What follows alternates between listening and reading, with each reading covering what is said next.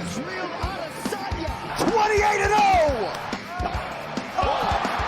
McGregor announcing about a guy who is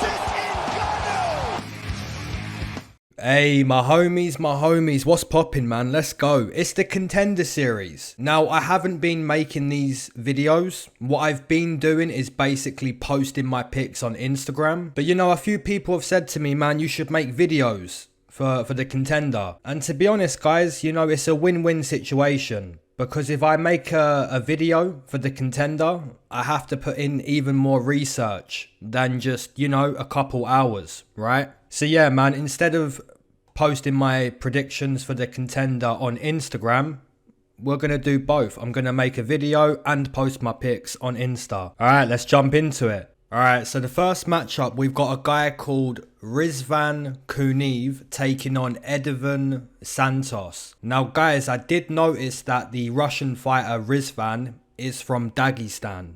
So maybe we just stop the breakdown and make a prediction right now, you know? But yeah, you know, from Russia, from Dagestan, he likes to use the grappling. And let me tell you, man, Rizvan, he's a big boy. You know, he's a big man. Now, if I'm looking at who's the better striker, you know, I'm going to give it to the Brazilian, Santos. His low kicks come pretty quick. His jabs, his 1-2s, hooks, any strike you can think of, Santos does deliver that strike at a quicker pace, a more effective pace. And that's because Rizvan isn't really a striker. I have seen him throw a couple spinning kicks, a couple high kicks too. But this guy is all about grabbing a hold of you and just using that Russian wrestling. Now the only way I can see Santos winning this matchup, he has to avoid the grappling, right? If he can just keep striking with Rizvan, yeah, he can win this one for sure. But I don't see him being able to avoid the grappling inside the small cage. Maybe he can avoid it for a couple minutes, but outside of that, I can see Rizvan just ragdolling this guy. So that's the prediction I'm going to go with here. I'm going to take Rizvan Kuniev, round 1 or round 2, ground and pound stoppage. Two more things that I want to note before I move on to the next fight. Rizvan Kuniev is training at a really decent camp. You know, he's training with guys like Magomed Ankalaev, Ramazan Ameev. Russian killers, you know? And one more thing I want to mention. If you look at Santos, the opponents he's been fighting, he's fighting guys 0-10, 1-13, 1-12, 0-8. You know, I'm taking the Russian on this one. And it's going to be interesting to predict the odds. I'm going to put Rizvan around minus 300. And we've got Rizvan minus 250. Yeah, you know, if he grapples him, minus 250, minus 300 all day. So yeah, my first prediction, guys, I'm going to go with Dagestan on this one. Rizvan Kuniev. Alright guys, moving into the next one, we've got Lukas Almeida taking on Daniel Zellhuber. And what I like about doing these videos already is I'm looking at each fight, recording it, and then moving on to the next fight, then recording it. So yeah, I've just got done researching this one. And I like this matchup. You know, I'm looking at Lukas Almeida on tape. This guy is super game to scrap. Seems to be a striker. You know, he's always walking forward. Just a gamer. You know, you look at his last matchup. He went Jorge Masvidal style. You know, flying knee, 3rd round. Super nasty. Super necessary too. But yeah, Lukas Almeida on tape. You know, there's a reason why this guy hasn't lost a fight yet. He's a gamer.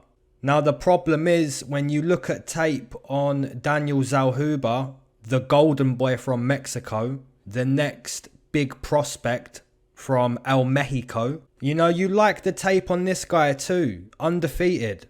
Muay Thai, Jiu-Jitsu, boxing. Super well-rounded skill set. So when you picture these two guys getting inside the small octagon, trying to make a statement, you kind of feel like there's going to be a statement made. You know, it could go either way, man. Lukas Almeida is going to keep walking down Daniel Zellhuber. Daniel's a young guy, man. Only 22 years old. Still a lot to learn. But I have seen Lukas Almeida dropped. And Daniel Zellhuber first started out with boxing. And then it went into Muay Thai. And then Jiu-Jitsu. So yeah, the bottom line is I do see someone making a statement in this matchup. And if I had to pick who it's going to be, I'm going to say it's the golden boy, Daniel Zellhuber. You know, you even look at some interviews with the guy speaking about, I want to be the next Canelo in Mexico, but for mixed martial arts. Daniel Zellhuber, man, putting a lot on his shoulders, you know, trying to achieve. You know, this is the type of matchup that Dana White wants on the Contender Series. A gamer against a really skillful guy. And that makes for violence. I'm going to side with Daniel Zellhuber, but I do expect the odds to be close. My odds, I'm going to put Daniel around minus 150. And we've got Zellhuber minus 160 up to minus 170. Yeah, I agree with that. I mean, Zellhuber shouldn't be a big favourite because you look at Almeida on tape and he's a gamer. Wants to walk forward, wants to trade. His striking defense isn't the best, but that's what makes you a gamer. You know, you take the shots and you keep coming forward. It's like Rocky Balboa once said, man, it's not about how hard you can get hit. It's about how hard you can get hit and keep walking forward. That's what makes you a gamer. So the skill of Daniel Zellhuber, it might be the difference, or it could be the gamer. You know, it's one or the other. I'm going to side with the golden boy. It's a good scrap though, guys. It's a good one. Don't lay too much money on this one. Alright, man. Moving into Aaron Jeffrey taking on Caio Borralho. Or Borralho. Man, this one is, you know, it's another one on the Contender Series that you're looking forward to. You know, Dana White or whoever's putting these fights together, they know what's up. The whole point of the Contender Series is not just to win the fight, but to make a statement. That's what you've got to do to get a contract. Now, Aaron Jeffrey has been on the Contender Series before. He lost that fight to Brendan Allen. Aaron Jeffrey has also lost to Sean Brady, which is another decent grappler. Now, the thing is with the Contender, man, if you lose on the Contender, but you go away and win a fight, or win multiple fights, not only win those fights, but show something in those fights that gets you back on the Contender, you are going to get another chance. And that's what Aaron Jeffrey's done. He lost that fight on the Contender, went away, you know, has a finish over Ultimate Fighter, Andre Petroski. You know, Aaron Jeffrey, man, he's adamant to get to the UFC. Now, when I realised that Aaron Jeffrey is making his return, getting his rematch, I always think to myself, is this opponent set up for Aaron to win? Or is this opponent really a decent matchup? And when I went to look at the tape on Caio Borralho, it's a decent matchup, man. It really is. You know, I'm looking at this guy teep into the body. The 1-2s are powerful. Every strike this man throws, he's really looking to knock you out. So when I picture these two guys getting inside the small octagon, yeah, something's going to happen. Aaron Jeffrey needs to grapple, in my opinion. Because if this one's left to strike, you know, Caio Borralho, like I said, really powerful. He's looking to finish her. I kind of want to take Aaron Jeffrey, man, because I like the story. You know, comes to the Contender, loses, goes away, wins, gets another shot. I always like to go with those fairy tales. But I'm actually going to take the Brazilian. Now, can Aaron Jeffrey prove me wrong? Can he be the winner of this matchup? The answer to that question is absolutely. But I think he needs to keep it close. He needs to grapple with this guy. If he doesn't keep it close and it's left to strike, and he's not against the fence or even getting takedowns, I think Caio Borralho might crack him. Aaron Jeffrey does have a pretty good chin. You know, you look at Petroski cracking with a few big ones. You know, he ate those punches. But there's something about this Brazilian, man, super powerful. And I think if he can just strike with Aaron, you know, it could be a statement. It really could. Super good matchup for a Tuesday night. Could be wrong on this one, but I'm going to go with Caio Borralho. Maybe a TKO. My odds, though, keep them super close, man. I'm going to put both of these guys minus 110. And you've got Aaron Jeffrey minus 170. Caio Borralho plus 140. Yeah, that's an underdog line that may be getting played. Alright, moving into fight number 4. We've got Manuel Gaxhja taking on Chris Duncan. Yeah, another good one, man. Both of these guys are 7-0. And you look at the tape on both guys, you can see the skill sets. You can see why they're undefeated. Manuel Gaxhja has a kick-heavy style. You know, he's going to fire the body kicks, the head kicks, even the axe kicks, right? How many times have you seen a guy get an axe kick KO?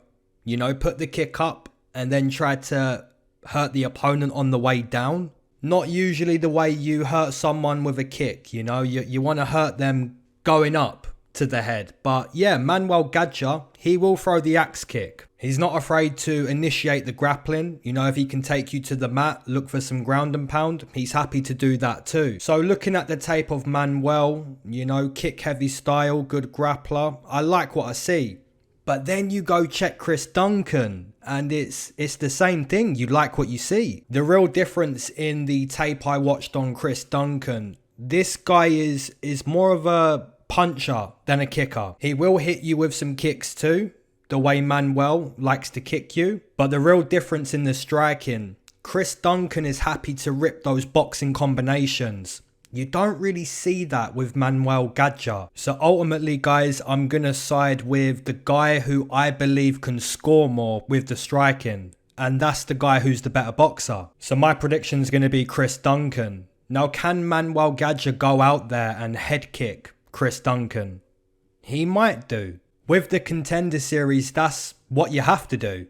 You know, you've got to make a statement. So Manuel Gaxhja is going to try to head kick Chris Duncan. Now, if Chris Duncan doesn't get head kicked, if he doesn't fall for that trap, the boxing pressure of Chris Duncan, in my opinion, is going to be the story. So I'm going to go Team UK on this one. Chris Duncan with the pressure, the boxing, just being able to match Manuel. But the real difference, Chris Duncan's got hands. Could be a TKO, could be a decision. On the Contender, you kind of need a stoppage though. My numbers on this one, I'm going to put Chris Duncan at least a 2-1 favourite, -200. And the actual numbers, we've got Chris Duncan over -300. So yeah, a lot of people may be seeing the difference being the boxing. One of the best ways to score with the judges is to punch the opponent. You know, they don't really like the kicks. Unless you're Edson Barboza, which Manuel isn't. So yeah, I'm going to take Chris Duncan. Alright guys, main event. We've got Lukas Sudolski taking on Igor Poterya. I believe is the pronunciation. Might be wrong on that one. Now this main event, man, both of these guys have good records. Lukas Sudolski, 8 wins, 0 losses. Poterya has 19 wins, 2 losses. So yeah, you kind of get excited when you see his record, you know, 19 wins, 2 losses. You start to imagine maybe you've got a killer on your hands. You get excited to look at the tape. I've got to be honest, man, a little bit disappointed with the tape. Maybe I set my expectations way too high, you know, 19 wins, 2 losses. But when I look at the tape, I'm not that impressed, man. You know, the level of competition too, it's not the best. I don't want to be too harsh on Poterya, you know, because the record does speak for itself. 21 times this man stepped inside the octagon and 19 times he won. So you can't be too harsh on him, but man, I'm just not too impressed, to be honest. I'm not too sure what it is. You know, maybe the level of competition. You kind of expect him to steamroll these guys. And it's not like he's not getting finishes, because he does finish a few of these guys, but it's just not that impressive. Now on the flip side, when you look at Lukas Sudolski getting finishes, way more impressive. You know, I'm way more impressed when I look at Lukas Sudolski than Poterya. It's still a good matchup though, man, because you've got 8-0 against 19-2. Both of these guys are going to come try and make statements. But I'm going to lean towards the boxing of the Polish fighter. The boxing of Lukas Sudolski just is effective. It's damaging. It's exciting. And that's what I believe the story is going to be here. The right hand of Lukas Sudolski. So yeah, I'm going to take the Polish fighter. I was excited to see Poterya when I saw that record. But after watching tape on both guys, I see one man making a statement, one man being way more exciting, and that's the right hand of Lukas Sudolski. My numbers, I'm going to put Lukas Sudolski at least a minus 200.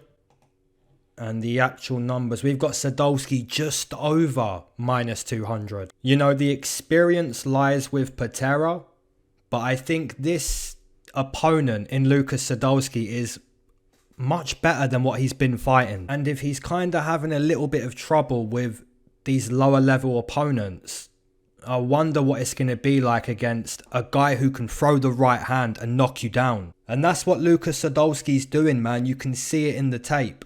Straight away you notice this right hand is putting guys down. But when you look at the tape of Poterya, nothing really stands out and makes you say that's what's making this guy so good. So yeah guys, with the main event, I'm going to take Polish Power V2. I'm calling it right now. Alright homies, I've enjoyed breaking down the Contender series. If you enjoyed this video, let me know. Put down your straight bets, parlays, props, all of that good stuff. And I'll maybe catch you on the next one. Alright, peace.